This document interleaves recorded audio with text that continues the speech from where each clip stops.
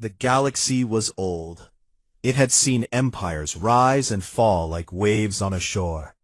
It had watched species discover fire, then light speed, then each other.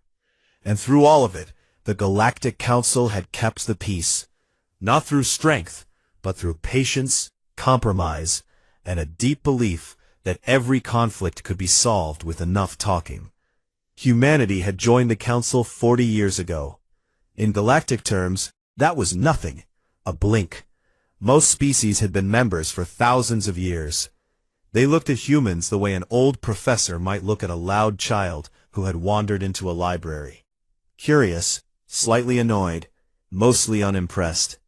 Ambassador Quan Unji knew this. She felt it every time she walked into the council chambers on Nexara, the great station world that floated between 3 star systems like a pearl suspended in black water. The chamber itself was enormous. A curved hall built to hold representatives of over 200 species, each seated in sections designed for their particular body types. Some breathed methane. Some had no legs. Some communicated through light pulses instead of sound. And all of them, without exception, looked at Unji like she was temporary. She didn't mind. She had been a diplomat long enough to know that respect was not given. It was taken. Slowly, carefully, and usually at a moment no one expected. That moment was coming. It started with a distress signal from a species called the Povan. They were gentle creatures, tall, 6-limbed herbivores who lived on farming worlds along the outer rim of Council space. They had no military. They had no enemies. They grew crops, raised their young, and believed deeply that the universe was a kind place. For most of their history, they had been right. The signal came from their colony world, Pova 3. It was short, broken, and filled with static and screaming. The Drukon dominance, a reptilian empire known for its cruelty, had invaded. 22 warships had entered orbit. Ground troops had landed. And within hours, the Drukon had rounded up 11,000 Povan civilians and placed them in camps surrounded by armed soldiers. Then the Drukon broadcast their demands to the entire galaxy. Surrender 3 bordering star systems, or the hostages would die. 100 every cycle, no exceptions. The Council reacted the way the Council always reacted. Emergency session, speeches, proposals, subcommittees. Councillor Tavine, the senior representative of the Marathi Collective and one of the oldest voices in the chamber, stood and gave a long address about the importance of measured response. He proposed offering the Drukon partial territorial concessions, a small price, he said, for 11,000 lives. Several species agreed immediately. It was, after all, how things had always been done. The Drukon had pulled this exact move before, 14 times in 3 centuries. Each time, the Council had negotiated, offered something, and the hostages had been released, minus a few hundred who died during the process. Those deaths were filed under acceptable losses, and the galaxy moved on. Unji sat in her seat and listened. She listened to every word. She watched the chamber nod along to Tavine's calm, reasonable voice. She watched species who had existed for 10,000 years agree, once again, to reward a murderer for murdering. And she felt something cold settle in her chest. She did not speak during the session. She did not raise an objection. She simply waited until the session broke for recess, walked to her private office on the station, and opened a secure channel to Earth. Fleet Admiral Han Min-jae answered on the second signal. He was an old man, with a face like carved stone, and eyes that had seen too much. He had commanded ships in 3 conflicts, and buried friends on 4 worlds. He did not smile often. He did not need to. "You've seen the broadcast," Unji said. It was not a question. "I have," Min-jae replied. "The Council is going to negotiate. They're going to give the Drukon what they want, again." Min-jae was quiet for a moment. Then he said, "And us?" Unji closed her eyes. She thought about the Povan, a species so gentle they didn't even have a word for war. She thought about the 100 hostages who would die in the next cycle, while the council debated room assignments for a negotiation team. She thought about the 14 times this had happened before, and all the lives that had been quietly erased so the galaxy could pretend it had kept the peace. "Send the Iron Orchid," she said. "Send everything we have in range." "Understood." The channel closed. Unji sat alone in her office for a long time. She knew what she had just set in motion. She knew what the galaxy would think. She knew there would be consequences, political, diplomatic, maybe worse.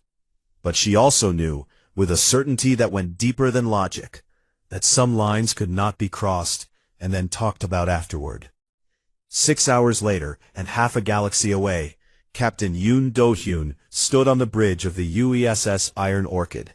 It was humanity's most decorated warship, sleek, black, and built for one purpose. Do-hyun himself was a tall man with a quiet face and steady hands. He rarely raised his voice. He never needed to.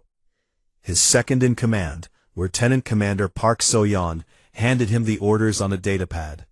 She was sharp-featured and quick-eyed, the kind of officer who saw 3 moves ahead and planned for 5. She watched Do-hyun read the orders. She watched him read them again. "How many ships?" he asked.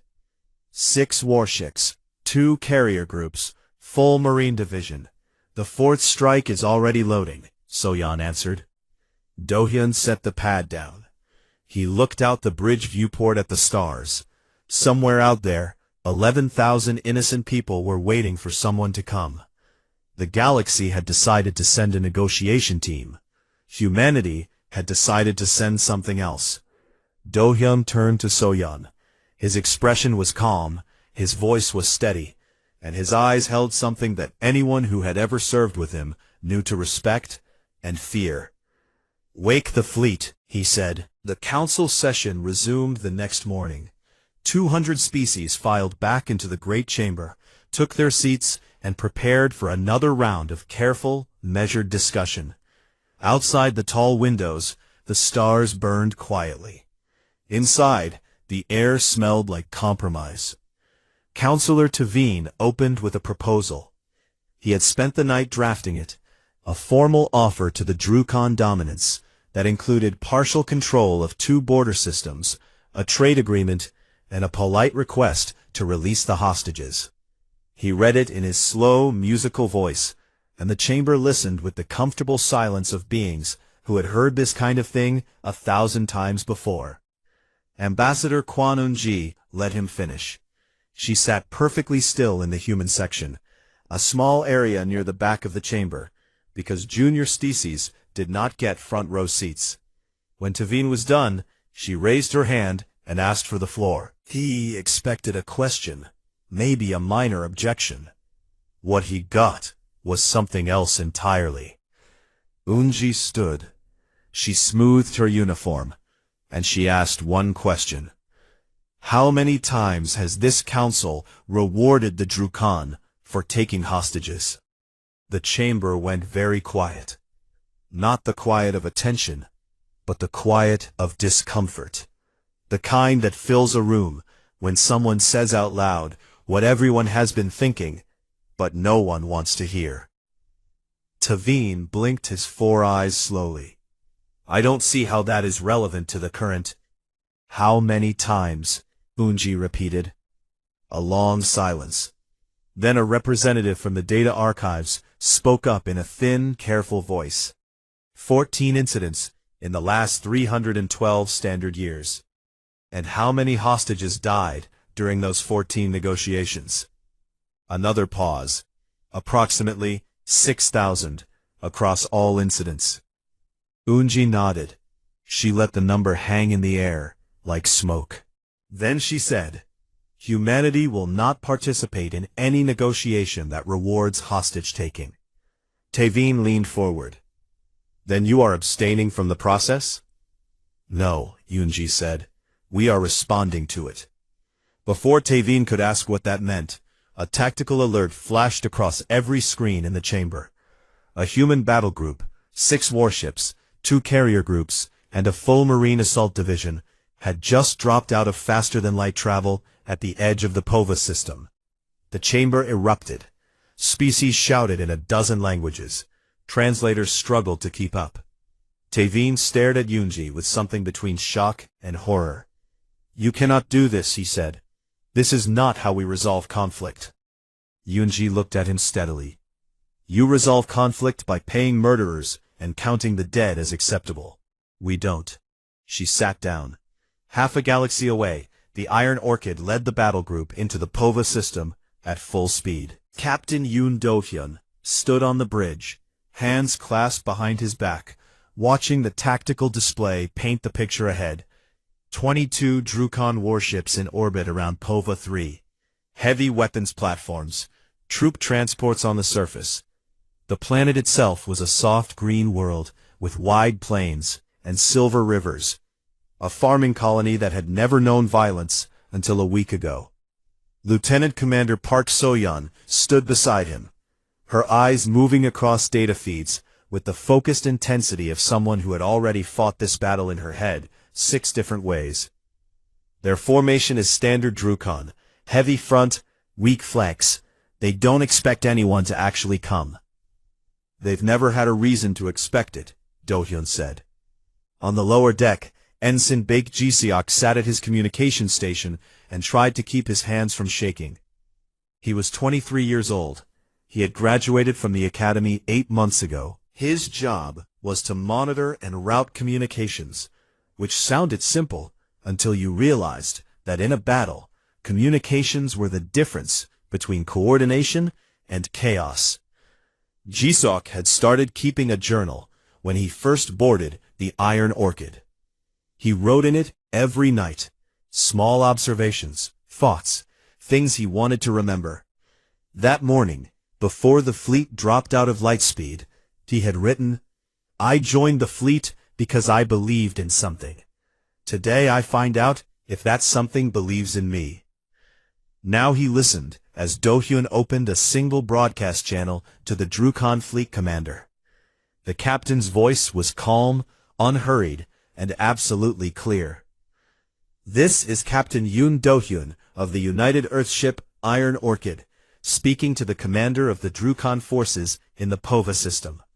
You are holding 11,000 POVAN civilians hostage. You will release them, all of them, unharmed. You have 1 standard cycle to comply." He did not say "or else." He did not make threats. He simply stated what was going to happen, the way someone might state that the sun would rise. The Drukhon commander responded almost immediately. His voice was deep, rough, and full of the kind of confidence that comes from centuries of never being challenged. He laughed, a harsh barking sound, and called Do-hyun a fool. He said the humans were children playing at war. He said the council would stop them. Then, to prove his point, he ordered 50 POVAN hostages brought before the broadcast cameras. They were thin, shaking, their 6 limbs bound with metal cables. Some of them were very young. The Drukhon soldiers opened fire. 50 bodies fell. The feed was broadcast live to the council, to the Iron Orchid, and to every ship in the human fleet. On the bridge of the Iron Orchid, no one spoke. The only sound was the soft hum of the ship's engines and the distant echo of the broadcast cutting to static. Ji-seok felt something crack inside his chest. Not fear, not anger, something deeper. The sound of innocence meeting reality and breaking apart like glass. Park So-yeon's jaw was tight. Her hands were steady on her console, but her knuckles were white. Captain Yoon Do-hyun watched the feed until it ended. His expression did not change. His breathing did not quicken. He stood perfectly still, like a man carved from stone. But something in his eyes shifted. A door closing, a decision made, a line that could never be uncrossed. He turned to So-yeon. "Time's up," he said. So-yeon's fingers moved across her console. Across the fleet, weapon systems armed. 6 warships turned their bows toward the Drukhon formation, like wolves turning toward prey. Jisiuk gripped the edge of his station and whispered something his grandmother used to say back on Earth. A small prayer for the living and the dead. The iron orchid surged forward, and the stars seemed to hold their breath. The first Drukan warship died in silence. One moment it was holding formation, its shields bright and its guns tracking the incoming human fleet. The next moment, 3 precision strikes from the iron orchid punched through its hull in places the Drukan had never thought to armor. Power junctions, shield generators, fuel lines. The ship folded inward like a crushed can, and broke apart in a slow, silent bloom of fire and metal. The Drukan fleet had exactly 4 seconds to understand what was happening. They did not use those seconds well. Park Soyeon had spent the entire approach running calculations. She knew every ship in the Drukan formation by class, by armament, by shield frequency. She had mapped their communication relays, their command structure, their likely retreat vectors. And she had built a battle plan that was not designed to win a fight. It was designed to end one. Carrier groups launch, she ordered. Close the flanks. From the 2 human carriers, dozens of smaller strike craft poured out like hornets from a kicked nest. They split into groups of 4 and swept wide, curving around the Drukan formation on both sides. The Drukan tried to turn to face them, but that was exactly what Soyeon wanted, because the moment they turned, they exposed their rears to the main battle line. Dohun gave his only order. No escape. None of them leave. The Iron Orchid and its 5 sister ships drove straight into the center of the Drukan fleet like a fist through a paper wall. The battle was fast. It was violent. And it was shockingly one-sided. The Drukan were not weak. Their ships were large, well-armed, and crewed by soldiers who had spent their lives training for war. But they had spent centuries fighting species who didn't fight back, or who fought back just enough to make a point before retreating to the negotiation table. They had never faced an enemy that came at them with full force and zero hesitation. Human ships fought differently. They moved in tight, coordinated patterns, each ship covering the others, each captain trusting the plan and the officer beside them. When a Drukan ship fired at one human vessel, 2 others hit it from angles it couldn't defend. When a Drukan captain tried to break formation and run, strike craft were already waiting on the escape route. On the council station, representatives of 200 species watched the live tactical feeds in total silence. The battle was being broadcast on open channels. The humans had not bothered to encrypt their movements. They wanted the galaxy to see. Councillor Tavine stood frozen at his seat. His 4 eyes were wide, each one tracking a different part of the battle. He had lived for over 400 years. He had watched wars from a distance many times. But he had never seen anything like this. The calm, methodical precision with which the human fleet took apart a force that outnumbered them nearly 4-1. Within 30 minutes, 14 Drukan warships were destroyed. 6 more were disabled and drifting. The remaining 2 tried to surrender. The humans accepted, immediately, cleanly, without cruelty. The moment a Drukan ship dropped its shields and powered down its weapons, the firing stopped. Not a single additional shot was fired at a surrendering vessel. But the space battle was only half the plan. Below, on the surface of Pova 3, the real fight was just beginning. Sergeant Major Lee Chae-won had been a Marine for 16 years. She was not tall. She was not loud. She was the kind of person you might walk past on a street and never notice, right up until the moment she decided you should. She led the 4th Marine Strike Division, and her soldiers had a nickname that they had earned in blood: the Reapers. The drop pods launched from the carriers while the space battle was still raging above. 40 pods, each carrying a squad of Marines, burned through the atmosphere of Pova 3 like meteors. The Drukan ground forces saw them coming and opened fire with anti-air batteries. 3 pods were hit. 2 of them kept going anyway, damaged, trailing smoke, but still falling exactly where they were supposed to fall. Chaewon's pod hit the ground 50 meters from the largest hostage camp. She was out before the dust settled, weapon up, moving forward.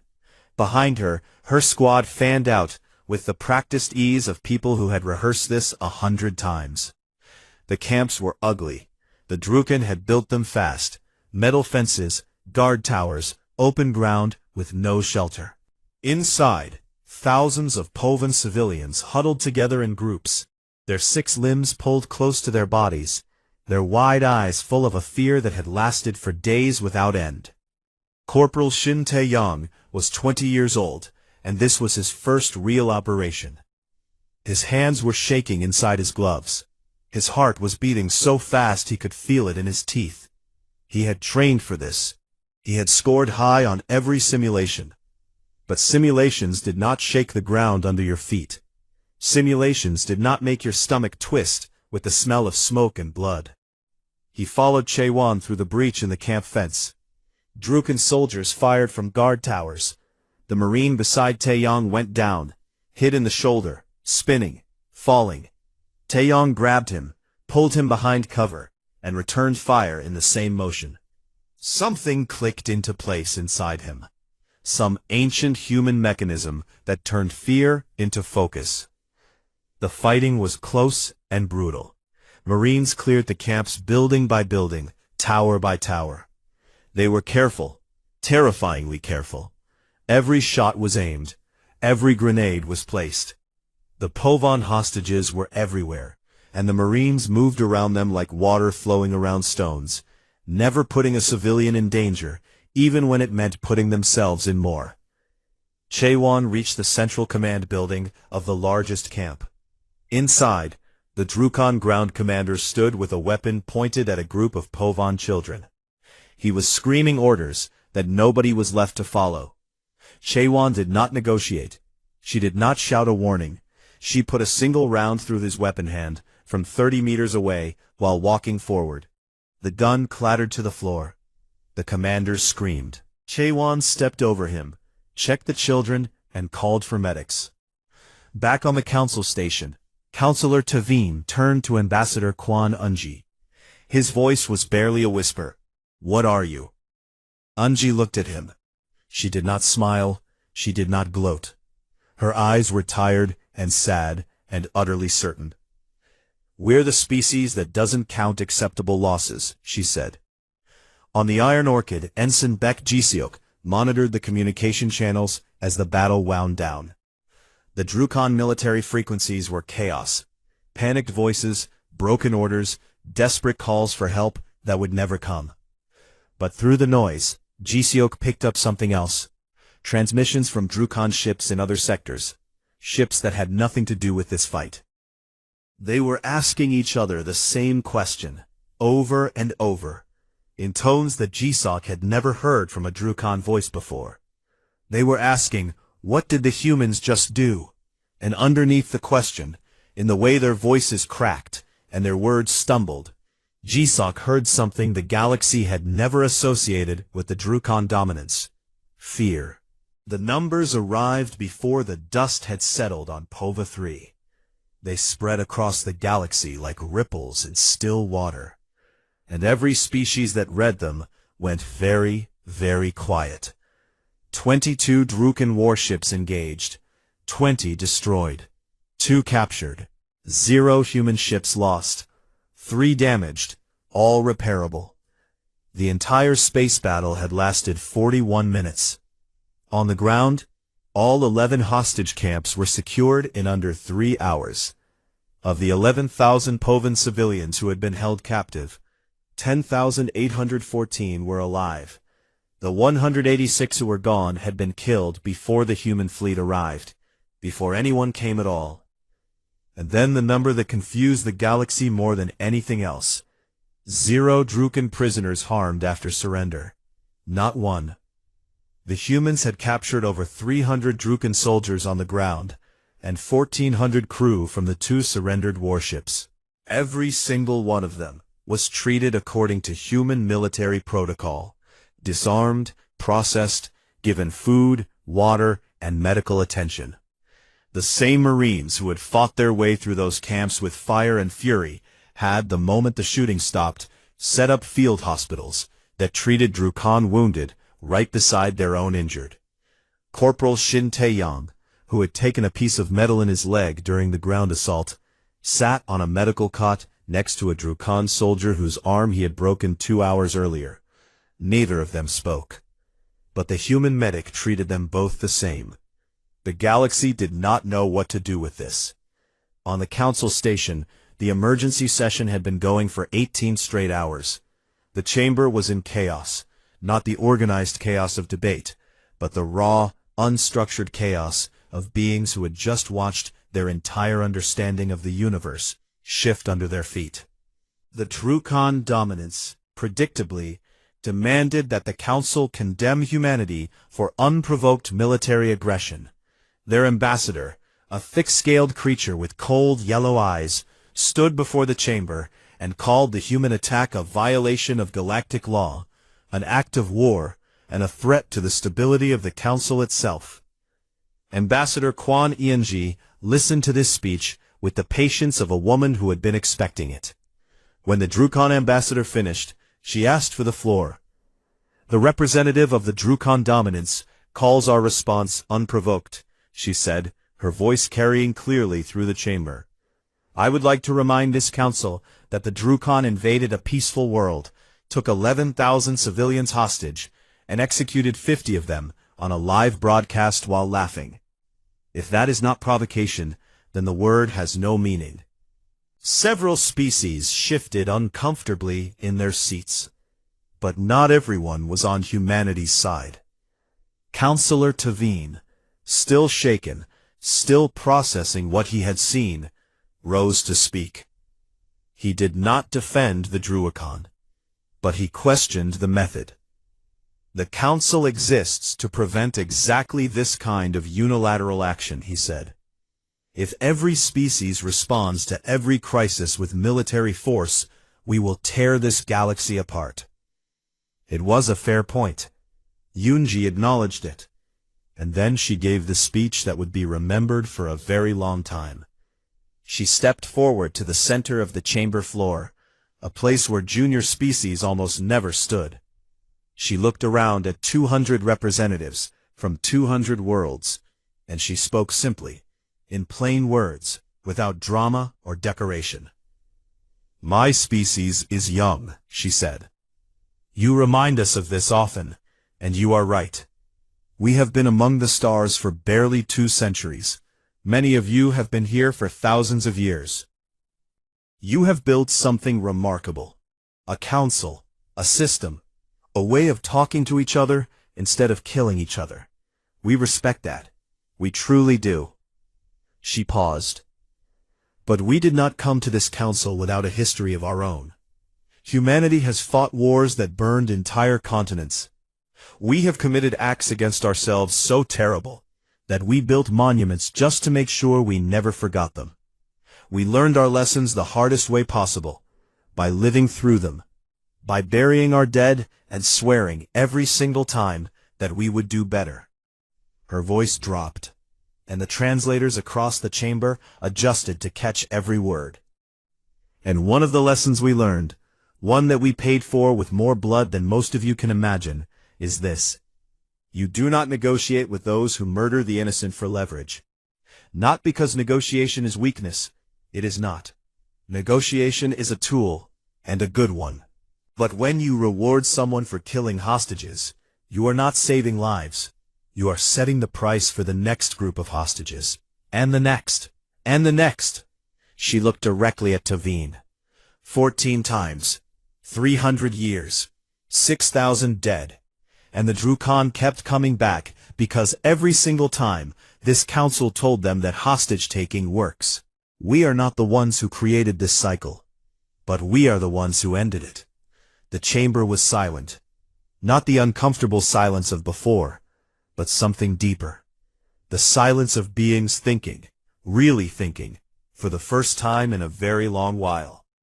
Yunji finished with words that would be quoted across the galaxy for generations. You have called us young. You have called us reckless. But we are the only species in this chamber that turned its own history into a warning label. And we are the only ones who read it. No one spoke for a long time. On the Druken homeworld, far from the council and its debates, the ruling council of the dominants sat in their war chamber and watched recordings of the battle at Pova 3. They watched their ships come apart. They watched their soldiers surrender to creatures half their size. They watched the speed, the coordination, the absolute refusal to hesitate. The Druken had ruled through fear for 1,000 years. They understood it better than anyone in the galaxy, and they recognized it now, not in themselves, but in the cold efficiency of the species that had just dismantled their fleet in less than an hour. For the first time in their imperial history, the Druken ruling council issued a formal order to recall all forward military operations. Every fleet, every occupied territory, every border dispute. Not because they had changed, because they were afraid.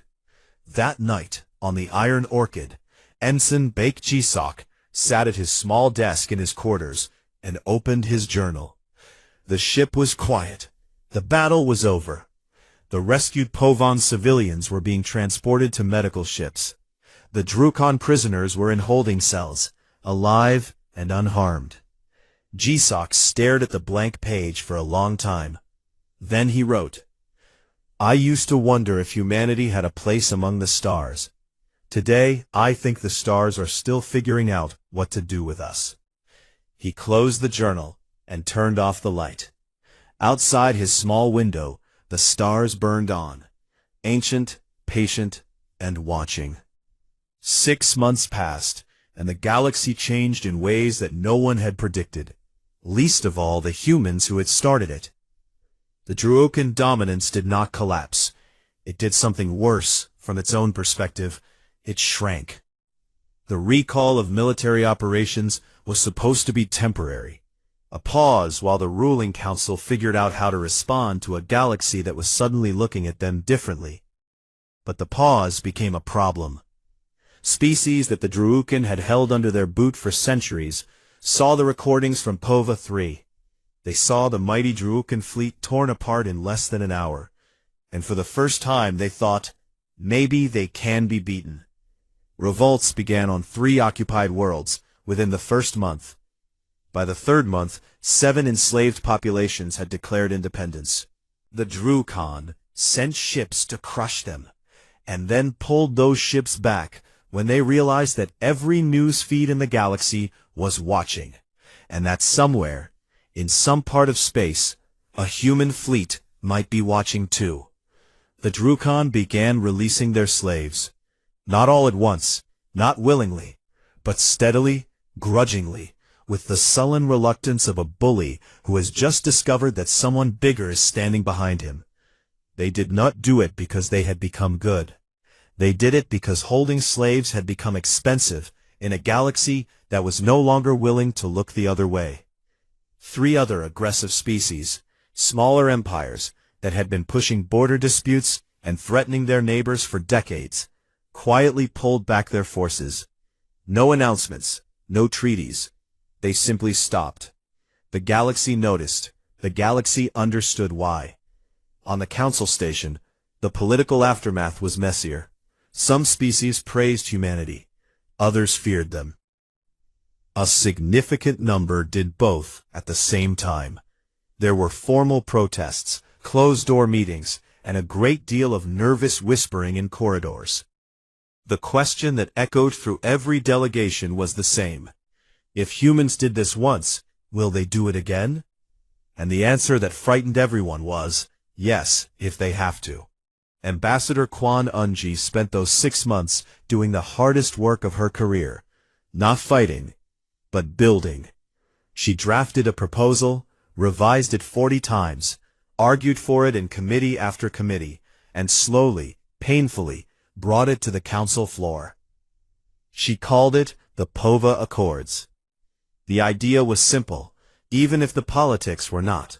A unified military response doctrine for the Galactic Council. When a species took hostages or attacked civilians, the Council would respond, not with negotiations, not with concessions, but with force. Measured force, proportional force, but force nonetheless. The days of acceptable losses were over. Councillor Tavine opposed it. Of course he did. He was a being of diplomacy and tradition, and this proposal cut against everything he had spent his long life defending. He argued against it in session after session, his musical voice filling the chamber with warnings about the danger of militarizing the council. But something had shifted inside Tavine, even if he was not ready to admit it. He had watched those 50 Povan hostages die on the broadcast. He had counted the 6,000 dead across 14 previous incidents. And he had begun to wonder, late at night in his quarters, when no one was watching, whether his tradition of patience had become a tradition of permission. In the end, Tavine did something that surprised everyone, including himself. He co-authored the final draft of the Pova Accords alongside Yunji. He added provisions for diplomatic channels, for warnings, for every chance at peaceful resolution before force was used. He made it better. And when the vote came, he voted yes. The accords passed with the largest majority in council history. Captain Yoon Do-hyun did not attend any of the political sessions. He had no taste for speeches. When the Iron Orchid was placed in dock for repairs and upgrades, he took a small transport ship and flew to Pova 3. The colony was rebuilding. The Povan people worked slowly, carefully, the way they did everything, with patience and a quiet belief that broken things could be made whole. New structures were going up where the camps had been. Fields that had been trampled by Drukan soldiers were being replanted. Life was returning, one green shoot at a time. Near the center of the largest forward camp, the Povan had built a memorial. It was simple. A ring of white stones arranged in a circle, with smaller stones inside, representing each of the human Marines who had died during the rescue. There were 17 of them, 17 humans who had given their lives to free a species they had never met, on a world they had never visited. Do-hyun stood before the memorial for a long time. He read each name. He knew every one of them. He had written letters to every one of their families. His hand rested at his side, and if it trembled slightly, there was no one close enough to see. A young Povan child approached him. The child was small, barely waist height, with wide dark eyes and 6 thin limbs that moved with the uncertain grace of youth. The child looked up at Do-hyun, and through a small translation device hung around its neck, asked a question. "Why did you come? No one else came." Do-hyun looked down at the child. He was not a man who showed his emotions easily. His crew knew him as calm, steady, sometimes distant. But something in this small creature's question reached a place inside him that he usually kept locked away. He knelt down so that his eyes were level with the child's, and he said, in a voice that was very quiet and very clear, "Because someone should have come the first time." The child did not fully understand what that meant, but it reached out one thin limb and touched Do-hyun's hand, and Do-hyun let it stay there. Far away, the rest of the galaxy kept turning. Lee Chae-won received a promotion and a new command. She accepted both without ceremony, and immediately began training her next group of Marines. Shin Tae-yeon, who had gone into the camps as a boy and come out as something harder and sadder and more certain, re-enlisted the day his contract allowed. When asked why, he said simply, "Because someone has to." Park So-yeon began writing a tactical manual based on the Battle of Pova 3. Within a year, it became required reading at every military academy in council space, human and alien. She called it principles of protective engagement. Soyeon never liked the attention. She preferred her simulations. Counselor Tavine sought out Eunji one evening, weeks after the accords had passed. They sat together in a small observation lounge on the council station, looking out at the stars. Tavine was quiet for a long time. Then he spoke. "I have lived for 430 years, he said. "I have spent most of that time believing that patience and compromise could solve any problem. I thought your species was too angry to be trusted, too young, too loud." He paused. "I think now that you are angry because you remember what it costs to do nothing." Eunji looked at him. "We remember because we can't afford to forget." Tavine nodded slowly. "Perhaps that is what the galaxy has been missing. Not more patience, but more memory." They sat together in comfortable silence and watched the stars. Months later, the Iron Orchid finished its refit and prepared to depart POVA 3 for its next assignment. The crew assembled on deck. The ship hummed with fresh power and old purpose. Ensign Baek Ji-seok stood on the observation deck as the ship pulled away from orbit. POVA 3 grew smaller in the viewport, a soft green world that had been hurt and was healing. Below, somewhere among the new buildings and fresh fields, a ring of white stones held the names of 17 people who would never come home. Ji-seok opened his journal one final time. He thought about everything that had happened. The battle, the fear, the dead, the living, the silence of the council, and the roar of the guns, and the small hand of a Povan child reaching out to touch a soldier who had come from the other side of the galaxy to help. He picked up his pen and wrote the last lines. "The galaxy sent us a warning when we arrived. Be quiet, be small, be grateful. We sent one back. Don't hurt the defenseless and expect us to watch. They're still learning which warning matters more." He closed the journal, put down his pen, and looked out at the stars. The Iron Orchid turned its bow toward the deep black and surged forward, carrying its crew into whatever came next. Steady, unafraid, and exactly where they were supposed to be.